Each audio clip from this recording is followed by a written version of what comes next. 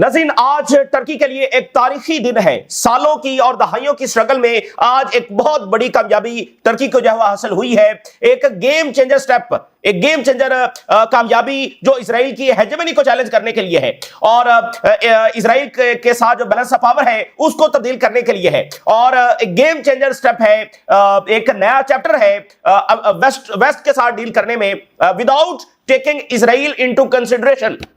ये एक नया चैप्टर जो है वो यहां पर समझ लेके उसका आगाज हुआ है। बर्तानिया के प्राइम मिनिस्टर उन्होंने टर्की के साथ जदीद तरीन फाइटर जेट्स की जो डील है वो साइन कर ली है और टर्की को फाइटर जेट्स जो है वो डिलीवर होंगे और ये अमेरिका के लिए भी बड़ा झटका है। वाई? क्योंकि टर्की जो है वो जो सबसे ज्यादा इंटरेस्टेड था वो F-35 के अंदर था, लेकिन अमेरिका ने F-35 टर्की को नहीं दिए। तो अब अमेरिका के अंदर भी ये डिबेट शुरू होगी कि इजराइल के चक्कर में हम billions and billions of dollars का नुकसान कर रहे हैं और उन मुल्कों को हमने फाइटर जेट्स नहीं दिए, लेकिन उनको तो अब हासिल हो गए हैं और वैसे भी चाइना की सूरत में अब एक अल्टरनेटिव ऑप्शन वैसे भी आ गया है। तो ये अब एक बहुत बड़ी तब्दीली है कि पहले अमेरिकन और यूरोपियंस की एक ऐसी आप कह लें कि मोनोपोली थी और एक ही उनकी पॉलिसी थी किसको देने हैं किसको नहीं देने। अब एक तो दोनों की पॉलिसी में फर्क आया है और दूसरा चाइना की सूरत में एक अल्टरनेटिव आ गया है। तो ये एक बड़ा चैप्टर है। और फिर देखिए Turkey NATO member, only Asia से जो नेटो मेंबर है, तो जनाब अली टर्की नेटो का मेंबर होते हुए वो वाहिद मेंबर स्टेट है कि जो नेटो के एडवांस वेपन्स तक जो एक्सेस नहीं कर सकता, वो नेटो कंट्रीज के जो फाइटर जेट्स है वो नहीं खरीद सकता। ऐसा रूल नेटो में किसी और मुल्क के लिए नहीं है। तो टर्की के लिए क्यों है? टर्की के लिए इसलिए है कि इजराइल को पसंद नहीं है, इजराइल नहीं चाहता और रीजन में इजराइल की हेजेमनी को बरकरार रखने के लिए जरूरी है कि नेटो के जो बेस्ट वेपन्स हैं वो सिर्फ और सिर्फ जब इजराइल के पास हो। पूरा मिडिल ईस्ट जो है वो उसकी एयर स्पेस जो है उस पर जो कंट्रोल है, उस पर जो राज है, उस पर जो सुपीरियरिटी है वो इजराइल की कायम रहे। देखिए आज कितनी बड़ी तब्दीली आ गई है और देखिए कि टर्की को उन्होंने अलाउ नहीं किया तो इसी चीज ने टर्की को मजबूर किया कि वो अपनी डिफेंस इंडस्ट्री जो वो खड़ी करे। तो टर्की ने कई सालों और दहाइयों की मेहनत के बाद अपनी इंडस्ट्री जो वो खड़ी की है और आज वही यूरोपियंस जो है वो आज उसी टर्की के साथ बार्गेन करने के लिए आए हैं जो उसके साथ ये जेट्स देने के लिए तैयार नहीं थे। तो अब कुछ ले और कुछ दे के ऊपर जो वो इस वक्त काम हो रहा है। तो इसके ऊपर हम बात करेंगे और उर्दगान ने साथ ये भी कहा है कि सीज फायर जो गजा का है उसके रिस्पॉन्सिबल हम हैं, उसकी जिम्मेदारी जो वो हमारे ऊपर है और हम इसको पूरी तरह से मॉनिटर करेंगे और उसको देखेंगे। उधर इजराइल जो है वो मुख्तलिफ प्लानिंग्स कर रहा है और अब वो धमकियां दे रहा है कि वो जो अपनी जमीनी फौज है वो गजा में मजीद आगे एक्सपैंड करेगा, मुख्तलिफ इश्यूज को वो खड़ा कर रहा है। वैसे कुछ भी नहीं है, लेकिन नॉन इश्यूज को जब इश्यूज बना रहा है वो भी आपके सामने रखेंगे। और सीरिया में जो दरूज लीडर्स हैं वो ये कह रहे हैं कि हमें तो इंडिपेंडेंट कंट्री चाहिए, हमें तो आजाद मुल्क चाहिए। अचानक जो है वो उनको याद आ गया है कि उनको आजाद मुल्क जो है वो चाहिए और जाहिर है कि पीछे इजराइल है। तो ये एक बहुत बड़ा चैलेंज है टर्की के लिए और पूरे रीजन के लिए। और ये जो टर्की सारा बंदोबस्त कर रहा है वो इजराइल ही के लिए कर रहा है क्योंकि उसको पता है कि सीरिया में, ये मेरे अल्फाज लिख लीजिए, इजराइल कभी भी सीरिया में जो अपने मंसूबे हैं उससे पीछे नहीं हटेगा जब तक उसका ताकत के साथ जब वो सामना नहीं किया जाता। वाई? देखिए यही तो उनके लिए आइडियल सिचुएशन है। ऐसी सिचुएशन के लिए तो उन्होंने सीरिया को तबाह बर्बाद किया, ऐसी सिचुएशन क्रिएट करने ही के लिए तो उन्होंने बशार अल असद का तख्ता उल्टा। वो यहां पर बशार अल असद को गिराकर और खाना जंगी छेड़कर क्या उन्होंने इसलिए छेड़ी है कि कल को सीरिया दोबारा स्टेबलाइज हो जाए? क्या इसलिए उन्होंने किया है? नहीं, अपनी एक्सपेंशन के लिए उन्होंने ये सारा कुछ जब वो किया है। तो एक्सपेंशन तभी होगी जब ये वाली सूरत हाल क्रिएट होती, तो वो उन्होंने क्रिएट की है। और जो एक बशार अल असद का एक स्टेटस को कायम था और रशिया की गारंटीज थी वो टूट गई, तो उनको मौका मिल गया। तो जिसके लिए उन्होंने दहाइयों पीछे प्लानिंग की हो और इतने लोग मारे गए हैं, ये सारा कुछ वो पीछे से इस पॉलिसी को लेकर बढ़ रहे थे, तो आज वो छोड़ेंगे। तो इसका एक ही तरीका है कि इजराइल के साथ कोई डिप्लोमेसी नहीं चलेगी और टर्की को जरा तैयारी पकड़ लेनी चाहिए और बाकी मुल्कों को भी। और वरना सदरन सीरिया जो है वो इजराइल किसी सूरत छोड़ने वाला नहीं है। ये उनकी एक्सपेंशन इस प्रोजेक्ट है और वो दरूज को इसी तरह एक्सप्लॉइट करेगा। तो ताकत के साथ, जैसे अल शरा जो है वो प्यूटन से ये मुतालबा करके आए हैं, उनके साथ ये बात डिस्कस हुई है, पता नहीं रशिया ने इसको अप्रूव किया या नहीं, लेकिन ये बात हुई है कि रूस जो है वो अपनी फौजों को यहां पर डिप्लॉय करे और उसी तरह से उसी पैटर्न में डिप्लॉय करे जैसे बशार अल असद के टाइम पर थी। ठीक है ना? तो अब उनको अंदाजा हो रहा है। अच्छा जनाब, दूसरी तरफ वेनेजुएला के हवाले से अमेरिकन अब खुलकर ये बात कर रहे हैं कि उन्हें वेनेजुएला पर हमला करना उनके लिए क्यों जरूरी है। ये बड़ी इंपॉर्टेंट बात है, इसलिए इसकी स्टेटमेंट मैं पहले आपके साथ शेयर कर देता हूं ग्रेट गेम को समझने के लिए और आगे क्या होने जा रहा है। ये अमेरिकन हाई ऑफिशियल्स है और वो क्या बात कर रहे हैं, कह रहे हैं कि प्रेसिडेंट मडोरो जो है ये दुनिया का जो लार्जेस्ट ऑयल रिजर्व है, इस प्लेनेट अर्थ का सबसे बड़ा जो ऑयल रिजर्व है उसके ऊपर बैठा हुआ ये बंदा, और मिनरल्स के रिजर्व्स के ऊपर बैठा हुआ है। और ये जो वेनेजुएला के रिसोर्सेज हैं, ये लाइन बड़ी इंपॉर्टेंट है और जो आगे जंगें होने जा रही है उसको समझने के लिए बड़ी इंपॉर्टेंट है। उन्होंने कहा कि ये जो ऑयल, गोल्ड, मिनरल्स, ये जो सारे रिसोर्सेज हैं, that will fuel the 21st century economy. 21वीं सदी की जो इकोनॉमी है उसको वेनेजुएला के ये रिसोर्सेज जब फंड करेंगे, उसको चलाएंगे। देखें जैसे एम्पायर्स होते हैं ना, आपने पिछली सेंचुरीज में, यानी एम्पायर्स हैं, किसी ना किसी के ऊपर उनको हमला करना है ताकि वहां से रिसोर्सेज आएंगे, उनकी वेल्थ आएगी, तो फिर उनके कई साल और कई दहाइयां निकल जाएंगी। तो पिछली सेंचुरी में इधर हमला हो रहा है, उधर हमला हो रहा है, वहां से निकाला जा रहा है रिसोर्सेज, वहां से वेल्थ निकाली जा रही है। इवन आप ब्रिटेन को देखिए, कभी वो बड़े सगीर आ रहा है, कभी वो चाइना से वेल्थ निकाल रहा है, कहीं से निकाल रहा है। तो एम्पायर, उसकी इकोनॉमी इस तरह से चलती है। तो अब जब एम्पायर जब डिक्लाइन में है तो उसको रिसोर्सेज चाहिए। तो भाई वेनेजुएला के पास तो दुनिया के सबसे बड़े रिसोर्सेज है भाई, ऑयल तो सबसे ज्यादा वेनेजुएला के पास है ना, तो फिर मिनरल्स भी है, फिर गोल्ड भी है, फिर और भी बहुत कुछ होगा। तो इस एम्पायर को वो कह रहे हैं चलाने के लिए जरूरी है कि हमें ये हमला करना ही करना है। तो आप जरा सोचिए कि ये क्या होने जा रहा है, ठीक है ना। यानी एक कह ले कि खुलेआम जब वो एक डकैती है, दिन दहाड़े एक डकैती है जो एक मुल्क के साथ होने जा रही है, और बाकियों के साथ भी यही होगा। यानी पॉलिसी ये है ना कि भाई रिसोर्सेज निकालने हैं, वेल्थ निकालनी है, तो ही 21st सेंचुरी की इकोनॉमी का उनके पास प्लान ये है कि मुल्कों पर हमला करो, वहां से उनकी वेल्थ निकालो, तो ऐसे ही मामला चलेगा। तो ये एक पॉलिसी है जो बहुत सारे मुल्कों के ऊपर अप्लाई होने जा रही है। तो वेरी वेरी डेंजरस। तो वेनेजुएला के ऊपर जनाब अली उनकी नजर है। देखते हैं कि वेनेजुएला का क्या मुस्तकबिल है, क्या उसका मुकद्दर है, लेकिन बड़ा ही मुश्किल तरीन टाइम उसके ऊपर आ गया है। जनाब अली बर्तानिया के प्राइम मिनिस्टर डील उन्होंने साइन की है $11 बिलियन की। और जरा मैं हेडलाइंस आपके सामने रखता हूं, Turkey and UK seal euro fighter deal amid regional shifts. उन्हीं के मीडिया के अल्फाज हैं। 40 फाइटर जेट्स, $11 बिलियन। क्या है रीजनल शिफ्ट, रीजन में तब्दीली आ रही है। और स्टारमर साइंस 8 बिलियन यूरोस और $11 बिलियन बनते हैं। Typhoon jet deal with Turkey, UK strikes fighter jets deal with Turkey and Putin gets the message. तो वो भाई हम देखें नेटो वाले मुत्तहद हैं, अब उनको अचानक याद आ गया भाई टर्की है हमारे साथ है और नेटो मुत्तहद है। तो ये जनाब अली बर्तानिया के लिए 20 साल के अंदर सबसे बड़ी डील है जो उन्होंने साइन की है। इन 20 years द बिगेस्ट डील। और नो F-35, कोई प्रॉब्लम नहीं है। Turkey shopping European now. कौन लिख रहा है? ब्लूमबर्ग। कोई मसला नहीं है F-35 नहीं मिले तो। टर्की जब वो यूरोपियन से शॉपिंग कर रहा है, ठीक है ना, ये एक टर्म है वैसे इस्तेमाल की जाती है।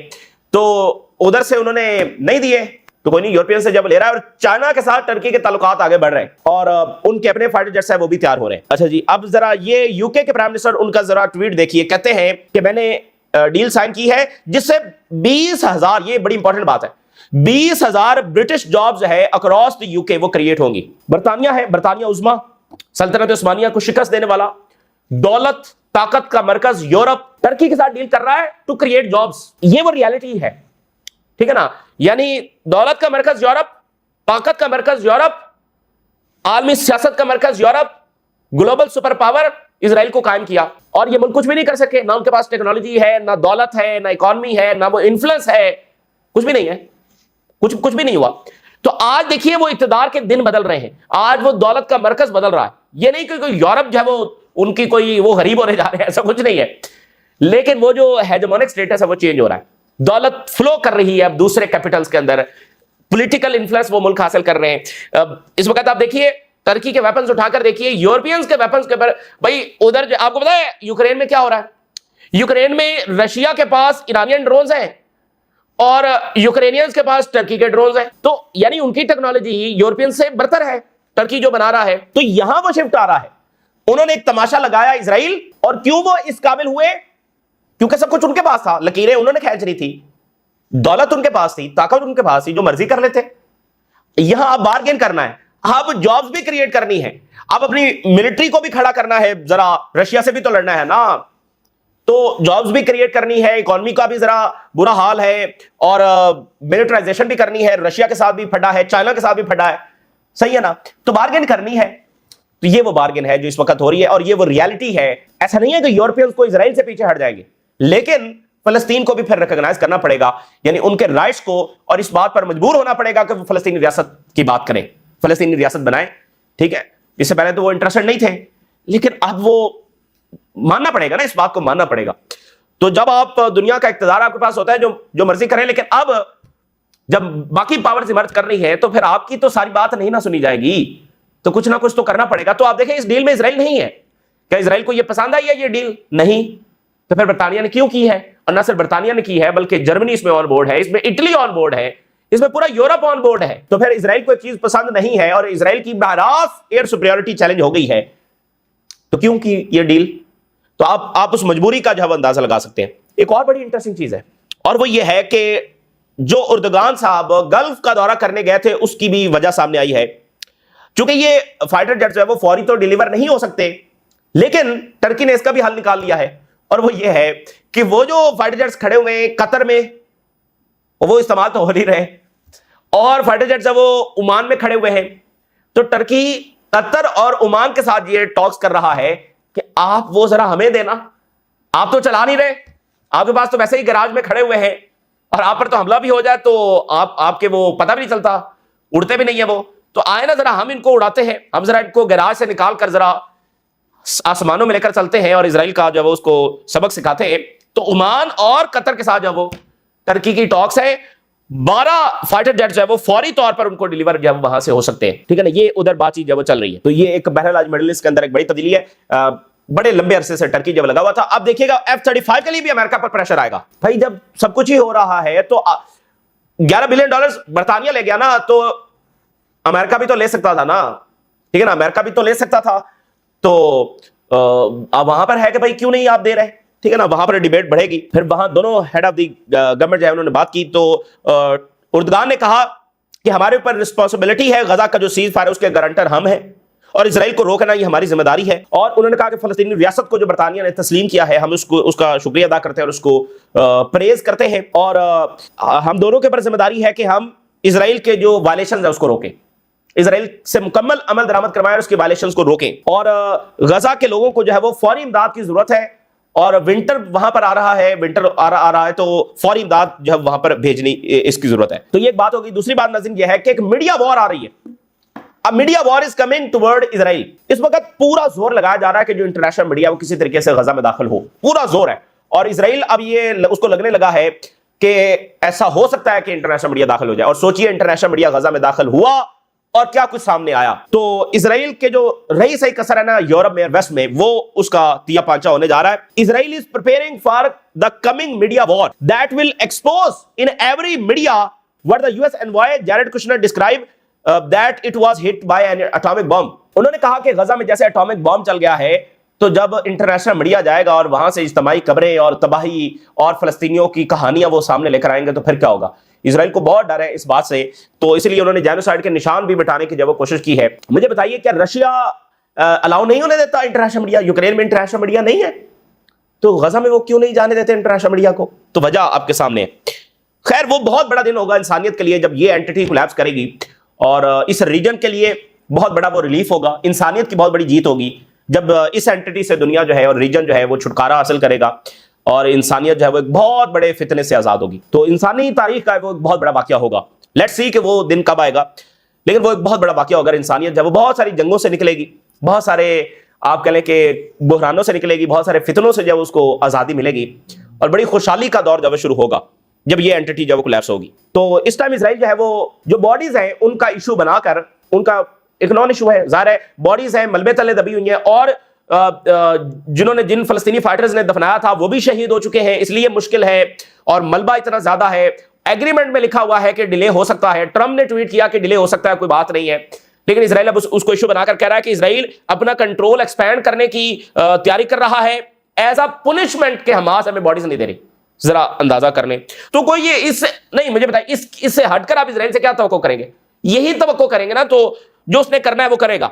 अब वहां पर वो सिविल वॉर की मुसलसल प्लानिंग हो रही है। जैसे इजरायली मीडिया, वो जो मिलिशिया है, जो दाइश के लोग हैं, उनको कैसे बयान कर रहा है, उनके इंटरव्यूज चल रहे हैं इजरायली मीडिया पर। No war, no Hamas, no terrorism, militia leader outline plan for new Gaza governance. कहते हैं हमास को हम खत्म करेंगे, इससे टेररिज्म भी खत्म हो जाएगा, जंग भी खत्म हो जाएगी। So this is the new project for Gaza, कि वो मिलिशिया को तैयार कर रहे हैं और वो लड़ेगी। ये मंसूबा भी इनका नाकाम होगा। खलील अल हया का स्टेटमेंट आया है, उन्होंने कहा है कि हम कोई प्रिटेक्स नहीं देंगे इजराइल को दोबारा से जंग शुरू करने का, और इस वक्त हम पूरी कोशिश कर रहे हैं कि बॉडीज को जल्द से जल्द जब वो वापस किया जाए, वहां से निकाला जाए। लेकिन प्रॉब्लम है कि जिन्होंने दफनाया था वो खुद शहीद हो गए हैं, मलबा बहुत ज्यादा है, और फिर भी हमने 28 में से 17 बॉडीज दे दी हैं, और बाकियों की हम बहुत ज्यादा जब वो कोशिश कर रहे हैं। डे एंड नाइट हमारे जो लोग हैं, brothers in the resistance factions है, वो काम कर रहे हैं। और कायरो के अंदर जो है वो एक कमांड सेंटर बना दिया गया है, जस्ट जहां पर ये सारी डेवलपमेंट्स है वो वहां पर वो देख रहे हैं बैठकर। तो ये उन्होंने बात की है। सीरिया में जनाब अली दरूज है, अचानक वेस्टर्न मीडिया पर उनके इंटरव्यूज आ रहे हैं, ठीक है, वेस्टर्न मीडिया जो है, तो अचानक वहां पर उनके इंटरव्यूज चलने शुरू हो गए। अल हिजरी जो ये दरूज का वो लीडर जो इजराइल का इत्तेहादी और जो सवेदा में सारा कुछ हुआ उसके पीछे ये बंदा था, उसका इंटरव्यू हुआ है। तो उसने कहा है कि हमारा विजन ये है कि हम कंप्लीट इंडिपेंडेंस हासिल करें सवेदा के लिए, और सेल्फ डिटर्मिनेशन हासिल करें, मतलब आजादी होगी, अलग मुल्क होगा, ये वो सारा वो बात कर रहे हैं। तो ये इजराइल की जुबान है, बड़ी डेंजरस बात है। यूएस सेंटकॉम क्या बात कर रहा है, वो ये कह रहा है कि हम प्रिडिक्ट नहीं कर सकते कि सिक्योरिटी सिचुएशन क्या है सदर्न सीरिया में। वेरी इंटरेस्टिंग, मतलब वो नहीं बता सकते कि सदर्न सीरिया में क्या हो रहा है। बाकी वो हर जगह पर दुनिया में बता सकते हैं, लेकिन यहां नहीं बता सकते। उधर एमबीएस की बड़ी मुलाकातें हुई हैं, रवांडा, बल्गेरिया, गुयाना, कोसोवो और अल्बानिया, इनके हेड ऑफ द गवर्नमेंट जो है वो फ्यूचर इन्वेस्टमेंट इनिशिएटिव कॉन्फ्रेंस हुई है सऊदी अरेबिया में, वहां पर शरीक हुए हैं। 1-on-1 एमबीएस की मुलाकातें हुई हैं। उधर जनाब अली जो नॉर्थ कोरिया की फॉरेन मिनिस्टर है वो पहुंची है रशिया, और प्यूटन ने उनके साथ मुलाकात की है, रशियन फॉरेन मिनिस्टर ने उनके साथ मुलाकात की है। Putin roles out the red carpet for KIMS envoy, और ये जो मुलाकात है इसको नेक्स्ट फेज कहा जा रहा है रशिया और नॉर्थ कोरिया के रिलेशंस के अंदर। असलहा, कैसे सैंक्शंस का सामना करना है, और इसको राइटर्स ने लिखा है कि ये जो एक्सेस ऑफ सैंक्शनड है, यानी वो मुल्क जिनको सैंक्शन किया गया है वो अपना एक एक्सेस बना रहे हैं, growing stronger day by day, वो मजबूत होते चले जा रहे हैं। तो उधर जनाब अली ग्रुप ऑफ चाइनीज जो बॉम्बर्स है वो ताइवान के बिल्कुल करीब से होकर गुजरा है, और कन्फ्रंटेशन ड्रिल्स है वो उन्होंने वहां पर की है। तो ये मुलाकात से पहले यानी वहां पर उन्होंने फ्लाई किया है, ड्रिल्स भी की हैं। और उधर जो है वो एक एनर्जी वॉर शुरू हो रही है, विंटर आ रहा है तो एनर्जी वॉर शुरू हो रही है। रशिया ने उनकी विंड टर्बाइंस, उनकी एनर्जी जो इंफ्रास्ट्रक्चर है, इसको जब उन्होंने निशाना बनाना शुरू कर दिया, पावर लाइंस, टर्बाइंस, ठीक है ना, ये सारा जनाब वो निशाना बना रहे हैं। यूक्रेन का सर्वाइवल बड़ा मुश्किल हो जाएगा इस विंटर में। तो ऑलरेडी उनका 50% से ज्यादा तो डिस्ट्रॉय हो चुका है, और विंड टर्बाइंस, एनर्जी लाइंस और सप्लाई लाइंस वो सारा जो वो निशाना बना रहे हैं। तो यूक्रेन की जंग बड़ी मजीद खौफनाक हो गई है। तो ये इस वक्त की ताजा तरीन सूरत हाल जो आपके साथ शेयर किया, अपनी राय से आगाह करें। इजाजत दीजिए, अल्लाह हाफिज।